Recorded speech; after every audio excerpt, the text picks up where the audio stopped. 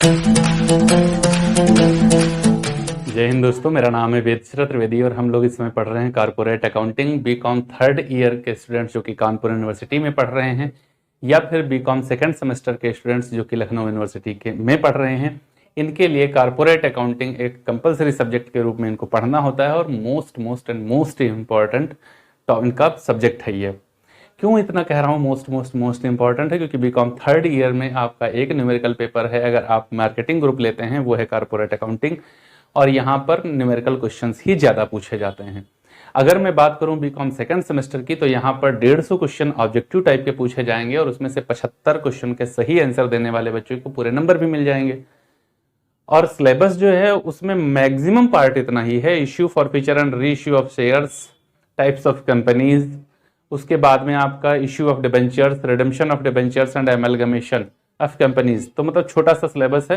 तो जब मैं इस सिलेबस के अकॉर्डिंग बात करता हूं तो issue for feature and re issue of share, redemption of preference share, issue of debentures and redemption of debenture, अगर इतना केवल ही कोई बच्चा पढ़ ले तो उसके ज्यादा चांस हैं कि उसके 60 क्वेश्चन के आसपास क्वेश्चन वो सही कर लेगा, क्योंकि 150 क्वेश्चन में हमको करने तो 75 ही हैं। तो ज्यादा उम्मीद है कि आपको 60 क्वेश्चन के आसपास केवल इन्हीं चैप्टर से मिल जाएंगे, क्योंकि ये चैप्टर बहुत इंपॉर्टेंट होता है। तो उसी श्रृंखला में हम लोग इस समय पढ़ रहे हैं रिडेम्पशन ऑफ डिबेंचर्स अर्थात ऋण पत्रों का शोधन। पिछला वीडियो मैंने आपको दिया था जब मैंने बताया था रिडेम्पशन का मतलब क्या होता है, अर्थात उसका मीनिंग क्या होता है और कितने मेथड होते हैं कंपनी के पास में जब वो अपने डिबेंचर्स का रिडेम्पशन जिनसे कर सकती है। रिडेम्पशन का मतलब होता है कंपनी ने जो पब्लिक से डेट लिया हुआ है और उसके लिए जो सर्टिफिकेट इशू किया उसको डिबेंचर कहते हैं, और उसी सर्टिफिकेट के अकॉर्डिंग जब कंपनी ली गई डेट को वापस करती है पब्लिक को तो उसको कहा जाता है रिडेम्पशन। इसी में श्रृंखला में एक बात थी जो मेरा दूसरा मेथड था। पहला था कैपिटल से रिडेम्पशन कर सकती है, उसकी बात ही खत्म हो गई, वहीं पर सब कुछ बता दिया था। दूसरी बात आती है कि कंपनी डिविजिबल प्रॉफिट से रिडेम्पशन करना चाहती है। तो डिविजिबल प्रॉफिट में 3 बातें हमने बताई थी। एक बताया था डीआरआर होता है, एक बताया था सिंकिंग फंड होता है, एक बताया था sinking fund insurance policy method होता है। तो आज हम लोग बात करने वाले हैं डीआरआर की, कि डीआरआर क्या होता है, कब बनाना होता है और क्या क्या इसके साथ में कंडीशंस जुड़ी होती हैं। तो ध्यान दीजिएगा, कंपनीज एक्ट जो हमारा दिया गया है उसके सेक्शन 71 सब सेक्शन 4 में डीआरआर की बात कही गई है। सेक्शन 71 सब सेक्शन 4 में डीआरआर की बात कही गई है। डीआरआर का फुल फॉर्म क्या होता है? इसका फुल फॉर्म होता है डिबेंचर रिडेम्पशन रिजर्व, ठीक है ना। इसको कहा जाता है ऋण पत्र शोधन संचय। फुल फॉर्म याद रखना, एक नंबर में फुल फॉर्म भी पूछी जा सकती है, ठीक है। अब बात आती है कि डीआरआर क्या होता है और क्या कंडीशन है इसकी बनाने की। तो देखो, एक तरफ होता है डीआरआर बनाया जाएगा, दूसरी तरफ होता है डीआरआर नहीं बनाया जाएगा। तो डीआरआर बनाया जाएगा,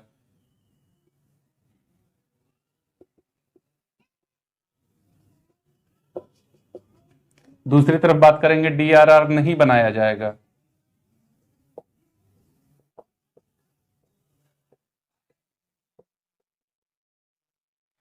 क्या क्या कंडीशन है जब डीआरआर बनाया जाएगा और क्या क्या कंडीशंस हैं जब डीआरआर नहीं बनाया जाएगा।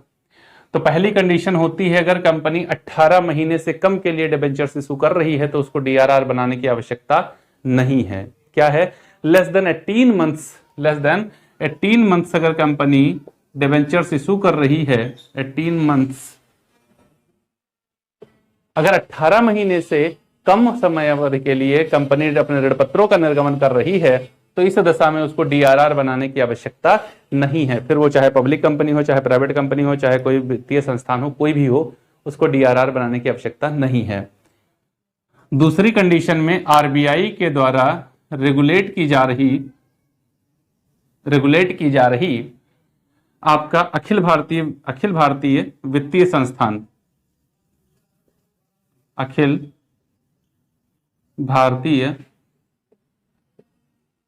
वित्तीय संस्थान, आरबीआई के द्वारा रेगुलेटेड अखिल भारतीय वित्तीय संस्थान के द्वारा ऋण पत्रों का निर्गमन किया जाए तो उनको डीआरआर बनाने की आवश्यकता नहीं है। तीसरे नंबर पर बात करें, अगर आरबीआई के द्वारा रेगुलेट की जाने वाली कोई भी कंपनी है तो उसको कोई भी कंपनी या वित्तीय संस्थान तो उसको भी डीआरआर बनाने की आवश्यकता नहीं है। अगर आरबीआई के रेगुलेशन में कोई भी कंपनी या फिर फाइनेंशियल इंस्टीट्यूशन है तो उसको अपने यहां डीआरआर बनाने की आवश्यकता नहीं है। डीआरआर बनाने की आवश्यकता बिल्कुल भी नहीं है, इनको डीआरआर बनाने की आवश्यकता नहीं है, ये डीआरआर नहीं बनाएंगे। तो अब बात आती है कि डीआरआर बनाएगा कौन।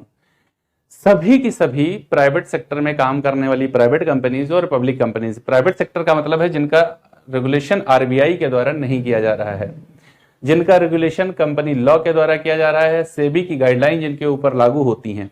तो सेबी की गाइडलाइन जिनके ऊपर लागू होती हैं क्योंकि ये खुद एक बड़ा रेगुलेटर है, ये गवर्नमेंट का खुद आरबीआई जो है ये खुद बड़ा रेगुलेटर है, तो जब ये रेगुलेट कर रहा होता है तो इसके नियम चलते हैं और इसके जहां नियम चल रहे हैं वहां डीआरआर बनाने की आवश्यकता नहीं है। लेकिन जहां पर सेबी की गाइडलाइन आ जाएंगी, जहां पर सेबी की गाइडलाइन आ जाएंगी, security exchange board of India, जिसका मुख्य उद्देश्य था स्थापना के पीछे विनियोजकों के हितों की रक्षा करना, तो वहां पर डीआरआर बनाना कंपलसरी हो जाएगा। ध्यान दीजिएगा किसकी गाइडलाइन के अनुसार, सेबी की गाइडलाइन के अनुसार अनिवार्य हो जाएगा। तो सेबी गाइडलाइन के अनुसार कोई भी कंपनी जब अपने शेयर्स मतलब डिबेंचर्स का इशू करेगी, कोई भी कंपनी जब अपने डिबेंचर्स का इशू करेगी तो फिर वो उसकी फेस वैल्यू के 10% के बराबर प्रत्येक वर्ष एक अकाउंट में ट्रांसफर करेगी। बैलेंस को कितना बैलेंस ट्रांसफर करेगी एक अकाउंट में, और उस अकाउंट का नाम होगा डीआरआर। ओके, डीआरआर अकाउंट में उसको ट्रांसफर करना पड़ेगा, एक निश्चित अमाउंट प्रत्येक वर्ष करना पड़ेगा। हाँ जी, करना पड़ेगा। उसी के साथ साथ एक दूसरी बात आती है, ये तो पहली बात हो गई, दूसरी कहा लिख रहे हैं, ये तो पहली बात हो गई। दूसरी बात हो गई कि आरबीआई के द्वारा नियंत्रित या रेगुलेटेड अखिल भारतीय वित्तीय संस्थान, सार्वजनिक बैंक, निजी क्षेत्र की बैंक या वित्तीय संस्थानों को छोड़कर अन्य सभी संस्थानों को, अन्य सभी कंपनियों को प्रत्येक वर्ष जो 31 मार्च को उनके डिबेंचर्स रिडीम होने वाले हैं, अर्थात जो मेच्योर होने वाले हैं, जिनका पेमेंट होने वाला है या जिनका विमोचन करना है, शोधन ही होता है विमोचन, ठीक है ना, तो जिनका विमोचन करना है। एक बात बताइए सर, बहुत शब्द हो गए, समझ में नहीं आ रहे। प्रत्येक कंपनी ऐसी जिसको आरबीआई रेगुलेट नहीं कर रही है, उस कंपनी द्वारा जो 31 मार्च को उसके ऋणपत्रों का शोधन, जितने ऋणपत्रों का करना है, उसके कम से कम 15% के बराबर अमाउंट निकालकर 30 अप्रैल या उससे पहले किसी भी बैंक में या तो जमा करना पड़ेगा या तो व्यवसाय से बाहर उसको कहीं इन्वेस्ट करना पड़ेगा। क्या बात सर जी बताया? या तो बैंक में डिपॉजिट कर दे 15%। किसका 15%? तो यहां देखो, उसको बैंक डिपॉजिट करना पड़ेगा, या फिर दूसरा क्या होगा, इन्वेस्टमेंट करना पड़ेगा आउट ऑफ बिजनेस से बाहर। ओके, कितना? At the rate 15% of maturity value of debentures on, कहां पर? On 31 March in each year.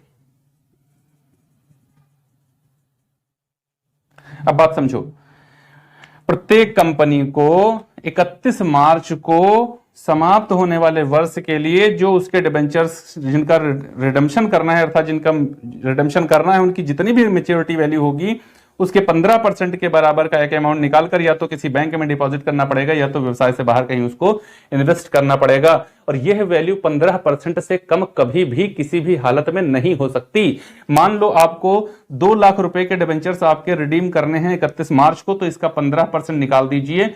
15% इसका निकालने पर आ जाएगा आपका 15 दूना 30 और 2 3 जीरो आगे और का कैरी कर लीजिए, मतलब 30,000 रुपए आपको या तो किसी बैंक में डिपॉजिट करो और या तो व्यवसाय से बाहर किसी प्रतिभूतियों में विनियोजित करो और उसको 31 मार्च को आप बेच दो। अगर बैंक में डिपॉजिट किया है तो यहां से निकाल लो, और अगर उसको व्यापार से बाहर कहीं विनियोजित किया है तो वहां उसको विनियोग को आप बेच दीजिए और वहां से पैसा ये निकाल करके फिर आप इसको अपने डिबेंचर्स का रिडेम्पशन कर दीजिए। बात क्लियर हो गई? हाँ जी सर, बात क्लियर हो गई है। अब इसके बाद बात आती है साथ ही साथ कुछ अन्य चीजों पर भी हमें फोकस करना चाहिए। सबसे पहली चीज तो ये देखनी चाहिए कि आखिर सर ये बताइए हमको डीआरआर बनाया क्यों जाता है, इसके पीछे का लॉजिक क्या होता है कि डीआरआर हम बनाएं, क्यों बनाएं डीआरआर क्यों? क्योंकि एक समय ऐसा आता है जब डीआरआर का बैलेंस जो है, डीआरआर का बैलेंस ये कहां ट्रांसफर कर दिया जाता है, तो जनरल रिजर्व में ट्रांसफर कर दिया जाता है। तो जब डीआरआर का बैलेंस निकाल करके जनरल रिजर्व में ट्रांसफर कर ही दिया जाता है तो इसको बनाया क्यों जाता है सर, ये बेसिक कॉन्सेप्ट इसका मुझे ये वाला समझा दीजिए। तो चलिए मैं बताता हूं आपको डीआरआर बनाने के पीछे लॉजिक क्या होता है। मान लो कंपनी प्रॉफिट कमाती है 5 लाख रुपए का, ठीक है, इसमें से इंटरेस्ट पे कर देती है डिबेंचर्स पर 50,000 रुपए, बचेगा 4.5 लाख, इसमें टैक्स पे करेगी मान लेते हैं 50%, तो 4,50,000 रुपए का टैक्स आधा कितना हो जाएगा, 2,25,000 रुपए, फिर बचेगा 2,25,000 रुपए। ये 2,25,000 रुपए में से प्रेफरेंस शेयर डिविडेंड्स निकल जाएगा। मान लो 1 लाख रुपए आपका प्रेफरेंस शेयर डिविडेंड्स निकल गया, बचा कितना, 1,25,000। अब ये 1,25,000 किसका है, ये प्रॉफिट किसके लिए अवेलेबल है, profit available for equity share holders. किसके लिए है, इक्विटी शेयर होल्डर्स के लिए है। जो इक्विटी शेयर होल्डर्स के लिए 1,25,000 रुपए का प्रॉफिट रखा हुआ है, इसी में से कंपनी बनाएगी, क्या बनाएगी, डीआरआर। कितना बनाएगी, डीआरआर। मान लो उसने 2 लाख रुपए के डिबेंचर इश्यू किए थे, तो 20,000 का डीआरआर बना लेगी यहां से। जब 20,000 डीआरआर बना लेगी तो इक्विटी शेयर होल्डर्स को कितना मिलेगा, 1,05,000। कितना मिलेगा, 1,05,000। कितना मिलेगा, 1,05,000। क्या बात सर जी, 20,000 निकल गए, कहां निकल गए, डीआरआर में निकल गए। तो डीआरआर क्या करता है, डीआरआर क्या करता है, डीआरआर डिविजिबल प्रॉफिट से बनाया जाता है और इक्विटी शेयर होल्डर्स को मिलने वाले डिविडेंड्स को कम कर देता है। इक्विटी शेयर होल्डर्स के जो डिविडेंड्स मिलना था उसको कम कर देता है। अब इसका इफेक्ट क्या पड़ता है और क्यों किया जाता है, इस बात को समझो। डीआरआर क्यों बन गया है ये आपने समझ लिया है। देखो, कंपनी चाहती है कि हमारी लिक्विडिटी बनी रहे। कंपनी क्या चाहती है कि हमारी लिक्विडिटी बनी रहे। लिक्विडिटी का मतलब होता है कंपनी के पास, कंपनी चाहती है हमारे पास कैश जो है वो रखा रहे हमारे पास। समझो, अगर इसको डीआरआर में न ट्रांसफर करती तो इक्विटी शेयर में एज ए डिविडेंड्स कितना पैसा बढ़ जाता, 1,25,000 रुपए का पैसा डिविडेंड्स के तौर पर इक्विटी शेयर होल्डर्स में बढ़ जाता। जब बढ़ जाता और मुझे फिर जरूरत पड़ती तो क्या मैं उनके पास से ला पाता, वापस नहीं ला पाता, तो कंपनी देगी ही नहीं। इसीलिए तो यहां के बाद में सारे डिविजिबल प्रॉफिट बना दिए जाते हैं। Dividends equalisation fund, employees workman compensation fund, employees accident fund, आपका जितना भी बनाना है वो सब यहां से बनाया जाता है। जनरल रिजर्व सब कुछ यहां से बना दिया जाता है। उसके बाद डिविडेंड्स दिया जाता है इक्विटी शेयर होल्डर्स को। क्यों, कंपनी अपनी लिक्विडिटी बनाना चाहती है। तो कंपनी यहां पर भी चाहती है कि हमारी लिक्विडिटी बनी रहे, तो उसने क्या किया, डीआरआर बना दिया। डीआरआर बनाया तो 20,000 रुपए उसके पास में रुक गया। जब डीआरआर उसने बनाया तो एंट्री क्या कर दी उसने, surplus account debit to DRR मतलब डिबेंचर रिडेम्पशन रिजर्व अकाउंट। 20,000। तो भाई मेरे आप ये एक बात बताओ, ये 20,000 रुपया कंपनी के पास में डीआरआर का रुक गया है ना। तो डीआरआर एक्चुअल कुछ है क्या, डीआरआर एक्चुअल है क्या बताओ। जैसे ये मार्कर है, ये घड़ी है, ये टी शर्ट है, ये माइक है, ये चश्मा है, ये सब दिखता है। लेकिन डीआरआर कैसे आप देखेंगे, आप बताओ। इंटरेस्ट दिखता है आपको, कमीशन दिखता है आपको, डिस्काउंट दिखता है आपको, रेंट दिखता है आपको, नहीं दिखता है। ये सिर्फ मानते कि ये एक माध्यम है मिलने का, यह माध्यम है पेमेंट करने का। इसके पीछे होता है कैश। क्या होता है, कैश होता है इसके पीछे। ये केवल एक माध्यम होता है बस। तो वही माध्यम बना यहां डीआरआर। जब हमने डीआरआर को रोका तो हमारे पास ये 20,000 रुपया रुक गया, जो मेरे पास से चला जाता वो अब रुक गया। तो डीआरआर ने क्या किया, हमारे बैंक अकाउंट को क्रेडिट कर दिया सेम 20,000 रुपए से। तो ये 20,000 रुपए से क्या हुआ, बैंक हमारी क्रेडिट हो गई, जिसको हम कहां दिखाएंगे, असेट साइड में दिखाएंगे। ओके, बैलेंस शीट का इफेक्ट बता रहा हूं। और डीआरआर को कहां दिखाएंगे, तो रिजर्व एंड सरप्लस में दिखाएंगे। रिजर्व एंड सरप्लस में दिखाएंगे। शेयर होल्डर्स फंड की जो दूसरी हेडिंग पड़ती है, पहली होती है शेयर कैपिटल, दूसरी होती है रिजर्व एंड सरप्लस। तो रिजर्व एंड सरप्लस में डीआरआर को दिखाएंगे। तो देखो 20,000 रुपए हमने दिखाया डीआरआर लायबिलिटी साइड, 20,000 रुपए हमारी बैंक में पड़ा हुआ है, मेरे पास से गया नहीं, तो लायबिलिटी में 20,000 डीआरआर, बैंक में पड़ा 20,000 रुपए जो डीआरआर के तौर पर मैंने रोका था। देखो वैल्यू दोनों की बराबर है, बैलेंस शीट कहीं मिसमैच होगी, नहीं होगी सर, नहीं होगी। जब हम अपने डिबेंचर्स का रिडेम्पशन कर देंगे, मान लो धीरे धीरे करके हमारे पास में 2 लाख रुपए डीआरआर में आ गया था। कितना आ गया था? 2 लाख आ गया था। फिर एक टाइम ऐसा आया कि मैंने अपने डिबेंचर्स होल्डर का कर दिया रिडेम्पशन। क्या कर दिया? रिडेम्पशन कर दिया। कहां से कर दिया? तो डीआरआर से कर दिया। कहां से कर दिया? डीआरआर से कर दिया। जब मैंने उनका रिडेम्पशन कर दिया, रिडेम्पशन करने पर बैंक क्या हो जाएगा? जो अभी तक क्रेडिट हुआ था, अब वो बैंक अब क्या हो जाएगा? डेबिट हो जाएगा। डेबिट होने का मतलब है बैंक खाली हो जाएगा। कितने रुपए से खाली हो जाएगा? 2 लाख रुपए से बैंक हमारा खाली हो जाएगा, क्योंकि इस 2 लाख रुपए से मैंने कर दिया है रिडेम्पशन। तो जब मैंने 2 लाख रुपए से रिडेम्पशन कर दिया तो बैंक मेरा क्या हो गया? खाली हो गया। और इधर जो लायबिलिटी साइड में, लॉन्ग टर्म लायबिलिटी में सिक्योर्ड लोन के अंतर्गत मैंने लिख रखा था डिबेंचर्स, वो डिबेंचर्स का रिडेम्पशन कर दिया और ये डिबेंचर्स भी हो गए अब खाली। तो बैलेंस शीट पर इफेक्ट देखो, लायबिलिटी से डिबेंचर गए, लायबिलिटी से डिबेंचर निकल गए और एसेट साइड से बैंक खाली हो गया। तो 2-2 लाख का दोनों पर इफेक्ट पड़ गया। बैलेंस शीट का लायबिलिटी और एसेट्स दोनों बराबर है। बात समझ में आ गई? इसीलिए कंपनी क्या करती है, यहां फिर उसको उठा करके कहां ले आएगी? कहां ले आएगी? जर्नल रिजर्व में ले आएगी। क्यों? क्योंकि यहां लायबिलिटी साइड में तो 2 अकाउंट खाली हो जाएंगे। एक आपका डीआरआर खाली हो जाएगा, डीआरआर खाली हो जाएगा, और एक डिबेंचर वाला वैल्यू खाली हो जाएगा। तो जो वैल्यू मेरे डिबेंचर की खाली हुई उसको तो बैंक ने बराबर कर दिया, जो डिबेंचर की वैल्यू खाली हुई उसको तो बैंक ने बराबर कर दिया। लेकिन भाई मेरे ये बताओ, जो डीआरआर खाली हो गया 2 लाख रुपए से, इसको कौन बराबर करेगा? क्योंकि अभी लायबिलिटी साइड में तो 4 लाख कम हो गए। डीआरआर से गया 2 लाख, डिबेंचर गया 2 लाख, असेट से केवल 2 लाख गया, वो भी बैंक से।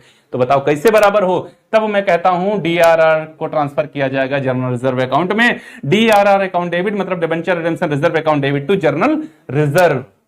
अब जर्नल रिजर्व डीआरआर की जगह ले लेगा। रिजर्व एंड सरप्लस में ही जर्नल रिजर्व को भी दिखाया जाता है। दोनों ही पक्ष बराबर रहेंगे लायबिलिटी और एसेट्स के।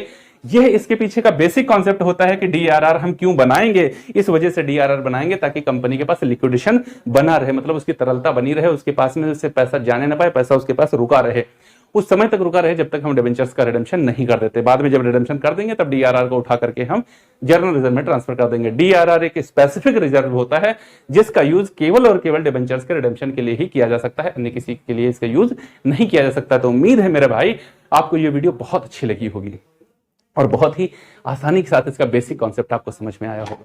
अगर वीडियो अच्छी लगी है और मैं जो कह रहा हूं कि आपको बहुत अच्छी लगी होगी, ये वाकई सत्य है, तो कमेंट बॉक्स में आकर के कमेंट छोटा सा जरूर कर दिया करो कि आपको मेरा पढ़ाने का तरीका कैसा लगता है। ये चीजें मुझे प्रोत्साहित करती हैं आपके लिए और अधिक मेहनत करने के लिए, तो ऐसा जरूर कर दिया करो मेरे भाई। अगर चैनल सब्सक्राइब नहीं किया है तो कर लीजिए, बेल आइकन प्रेस कर लीजिए ताकि आने वाले वीडियोस का नोटिफिकेशन आपको फटाफट मिले। ये वीडियो अगर आपको अच्छी लगी हो तो अपने उन तमाम दोस्तों के साथ शेयर कर दो जो इस समय बीकॉम 3rd ईयर या फिर बीकॉम 2nd सेमेस्टर की पढ़ाई कर रहे हैं और उनको कॉर्पोरेट अकाउंटिंग का पेपर पढ़ना ही पढ़ना है। चलिए दोस्तों, मिलते हैं अगले वीडियो में और वहां पर देखेंगे जर्नल एंट्रीज क्या की जाती हैं इन सभी कंडीशंस के लिए। तब तक के लिए जय हिंद दोस्तों।